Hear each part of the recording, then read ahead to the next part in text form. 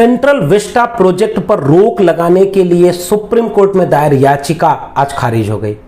Supreme court ने यह कहते हुए इस याचिका को खारिज कर दिया है कि वह इस मामले में दखल नहीं देना चाहता। आपको पता है क्या कि यह सेंट्रल विस्टा प्रोजेक्ट क्या है? इस देश में एक नई संसद बन रही है और उससे भी बड़ी बात, प्रधानमंत्री के रहने के लिए एक नया घर बन रहा है।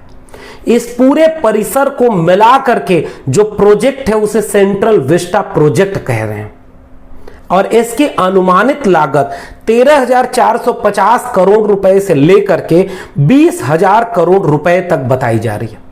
पता है इस देश में सबको वैक्सीन लगाने के लिए कितना बजट आवंटित किया गया है? 35,000 करोड़ रुपए का। और सेंट्रल विस्टा प्रोजेक्ट कितने का? लगभग 13,450 करोड़ रुपए से तकरीबन 20,000 करोड़ रुपए तक। और आज सुप्रीम कोर्ट कह रहा है कि हम इस मामले में दखल नहीं देंगे। और केंद्र सरकार ने इस नई संसद और प्रधानमंत्री के नए घर को एसेंशियल सर्विस के तहत डाल दिया है। एसेंशियल का मतलब समझते हैं आप? वह काम जिसे किसी भी हालत में रोका नहीं जा सकता, अति आवश्यक, अति जरूरी, अति अनिवार्य कार्य है सेंट्रल विस्टा प्रोजेक्ट। प्रधानमंत्री का घर बनना और संसद बनना इस देश में सबसे अनिवार्य कार्य है इस समय, जिस समय हॉस्पिटल के बिना लोग तड़प कर मर रहे हैं, ऑक्सीजन सिलेंडर नहीं मुहैया हो पा रहा है, इसके चलते लोग दम तोड़ रहे हैं। एक आईसीयू बेड या एक वेंटिलेटर न मिलने के चलते लोग हजारों की संख्या में अपना दम तोड़ रहे हैं। दुनिया के किसी देश में कोविड के चलते इतनी मौतें नहीं हो रही हैं जो अनुपात इस समय भारत में चल रहा है। और इसकी वजह क्या है? ऑक्सीजन सिलेंडर, आईसीयू और दवाएं और वेंटिलेटर। आपने अपने देश की जनता को बुनियादी सुविधाएं नहीं दी और उसी समय आप कह रहे हैं कि नई संसद बनाना, प्रधानमंत्री का नया घर बनाना एसेंशियल सर्विस है, उसे किसी भी कीमत पर नहीं रोका जा सकता। वैक्सीन इस देश के हर नागरिक को कब तक लग जाएगी, इसकी कोई डेडलाइन नहीं है। ऑक्सीजन के बिना इस देश में अब कोई मौत नहीं होगी, इसकी कोई डेडलाइन नहीं है। हर जिले के सरकारी अस्पतालों में उचित डॉक्टर और दवाएं मुहैया हो जाएंगी, इसकी कोई डेडलाइन नहीं है। लेकिन प्रधानमंत्री का नया घर और नई संसद बन जाएगी, उसकी एक डेडलाइन तय कर दी गई है। अगले साल नवंबर और दिसंबर तक इस प्रोजेक्ट को पूरा कर लिया जाना है। जान की कीमत ज्यादा है या चुने हुए नुमाइंदों के बैठने और रहने के लिए घरों की कीमत? इमारतें क्या नागरिकों की जान से ज्यादा कीमती हो गई हैं? यह सवाल आप नागरिकों से पूछना है।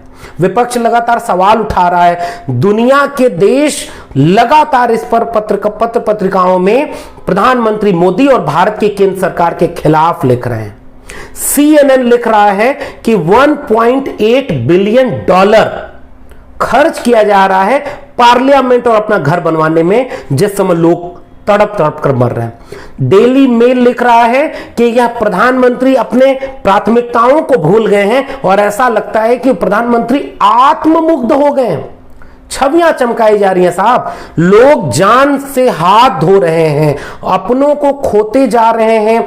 हर तरफ वही सूचनाएं आ रही हैं कि लोग मरते जा रहे हैं और इस देश की मीडिया और इस देश का केंद्रीय नेतृत्व छवियों को बचाने में लगा हुआ है।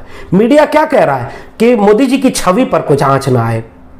टेलीग्राफ रिपोर्ट कह रहा है कि आप विदेशों में किरकिरी करवा रहे हैं और इतनी किरकिरी होने के बाद भी आपको कोई चिंता नहीं है कि आपकी प्राथमिकताएं क्या होनी चाहिए। यह सवाल तो नागरिकों को फिर सोचना चाहिए। द प्रिंट में एक लेख आपको जरूर पढ़ना चाहिए। वो लेख ये कहता है कि सेंट्रल विस्टा प्रोजेक्ट अब तक लगता था कि गैर जरूरी प्रोजेक्ट है, क्योंकि इस देश में अभी भी शिक्षा, रोजगार, बुनियादी सुविधाएं, गरिमापूर्ण जीवन जीने के लिए नागरिकों को जो सुविधाएं चाहिए वो नहीं मिल पा रही है। इसलिए इस देश में संसद नई हो या प्रधानमंत्री का नया आवास हो, यह गैर जरूरी काम है। इसके साथ साथ अब यह अनैतिक काम हो चुका है, क्योंकि ऐसे वक्त में भी आप उसे एसेंशियल मान रहे हैं। एक रिपोर्ट के मुताबिक तकरीबन 4,000 पेड़ काटे जाएंगे और इसमें एनजीटी से लेकर के तमाम पर्यावरण की संस्थाओं ने ग्रीन सिग्नल दे दिया कि जी हां साहब, पेड़ों की कटाई जारी रहे और आप अपना प्रोजेक्ट पूरा करिए। याद कीजिए, पेड़ ऑक्सीजन कोई रिश्ता बनता है क्या? याद करिएगा, ऑक्सीजन बहुत बड़ी चीज इस समय बन चुकी है। ताबूत जैसी आकार की इमारतों को इस कार्टून के जरिए आप समझिए कि ऐसा लग रहा है कि ये कोई नया प्रोजेक्ट नहीं, एक ऐसी इमारत बन रही है जिसमें जिंदा इंसान शायद नजर ना आए। पीएम केयर फंड के नाम पर अरबों रुपया इस देश में चंदा मांगा गया था और द क्विंट की रिपोर्ट कह रही है कि 6300 वेंटिलेटर आने हैं जिनका कोई पता नहीं।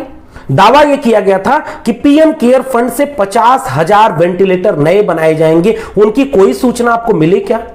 दुनिया के देशों में यह दावा किया जा रहा था कि भारत में पहली बार एक प्रधानमंत्री ऐसा हुआ है जो दुनिया में नाम कमा रहा है। जी हां साहब, आपका प्रधानमंत्री, हमारा प्रधानमंत्री दुनिया में नाम कमा रहा है। किस बात पर? कि सेंट्रल विस्टा प्रोजेक्ट को एसेंशियल बता रहा है और लोग तड़प तड़प के एक दवाई और ऑक्सीजन के चलते मर रहे हैं। दोनों बाहें फैला करके वो केवल रैलियों में भाषण ही नहीं देता है, दोनों बाहें फैला करके वो विदेशों से मदद मांग रहा है और जितनी मदद आ रही है दोनों बाहें फैला करके उसे स्वीकार कर रहा है। ऑक्सीजन सिलेंडर विदेशों से मंगाए जा रहे हैं, ऑक्सीजन कंसंट्रेटर विदेशों से आ रहा है और दवाएं विदेशों से आ रही हैं। ठीक बात है, जब जब मनुष्यता पर संकट पड़ा है एक देश दूसरे देश की मदद करता है, विदेश मदद करता है, भारत भी कई बार दूसरे देशों की मदद करता है। लेकिन आप दूसरे देशों से आने वाली मदद ले रहे हैं, लेकिन उसी समय इसेंशियल सर्विस किसे बता रहे हैं, इसेंशियल प्रोजेक्ट किसे बता रहे हैं? सेंट्रल विस्टा को। वो मदद आ रही है तो जा कहां रही है, यह हिसाब कौन देगा? हिसाब तो इस देश के नागरिकों को इस बात का भी लेना चाहिए कि 8,400 करोड़ रुपए का हवाई जहाज किसको उड़ने के लिए आया था? 2500 करोड़ रुपए का राम मंदिर किसके लिए बन रहा है? 3,000 करोड़ रुपए की सरदार पटेल की मूर्ति किसके लिए बनी? 800 करोड़ रुपए का मोदी स्टेडियम, 900 करोड़ रुपए का बीजेपी का ऑफिस, हजारों करोड़ रुपए के लिए धार्मिक आयोजन किसके लिए थे? क्या इसी दिन रात के लिए कि लोग ऑक्सीजन के बिना तड़प तड़प कर मरे, चिताएं ऐसी जल रही हो, ऐसा लगता हो कि आग की खोज करने वाला भी पछता रहा होगा कि इंसानों के मरने पर हम उन्हें इस तरह जलाएंगे। कब्रिस्तानों की तो तस्वीरें नहीं आ रही हैं, मिट्टियां कम पड़ गई हैं, लाशें ज्यादा हो गई हैं। ऐसे दौर में जब आंसुओं का सैलाब रुक नहीं रहा है, ऐसे दौर में सुप्रीम कोर्ट कहता है कि हम सेंट्रल विस्टा प्रोजेक्ट पर रोक नहीं लगाएंगे। ऐसे दौर में एक केंद्रीय सरकार कहती है कि हम नई संसद और प्रधानमंत्री के नए घर के काम को नहीं रोकेंगे। सवाल आपको सोचने हैं कि आपकी छवि, प्रधानमंत्री की छवि, एक नागरिक की छवि, इनके बीच में कहां आप खड़े हैं? क्या आप सही सवालों तक जा पा रहे हैं या नहीं? सोचिएगा जरूर।